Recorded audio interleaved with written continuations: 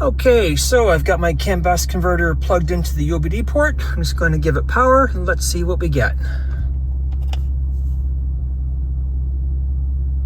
Well, look at that.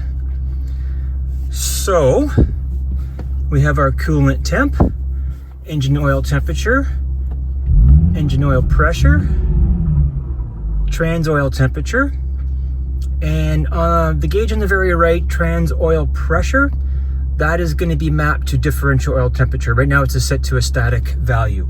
So let's go down to screen 1. Oops. Okay. We have boost. So clearly my G37 is not turbocharged or supercharged or boosted in any way, but we are able to get that data through a OBD mode 1 request. So this is basically the map sensor. So in this car here, it will never get above 0. 0 is basically the atmospheric pressure around us. Anyways, it is something to show. And by having it with this configuration, if your car is turbocharged, then you will have a boost gauge. Vehicle speed is 0, fuel range. Okay, we're back to this view here. How nice is this? Fuel flow works.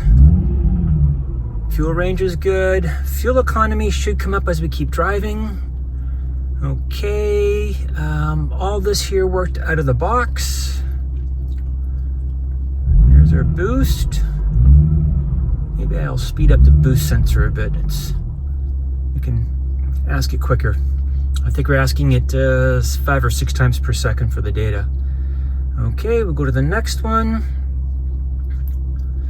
Vehicles speed is 0, it's braking. This one's always been fine. Gear position, we'll come back to this one in a minute. Fuel economy, it seems to be okay. And all that. So let's go back to this one here. Look at this. First gear.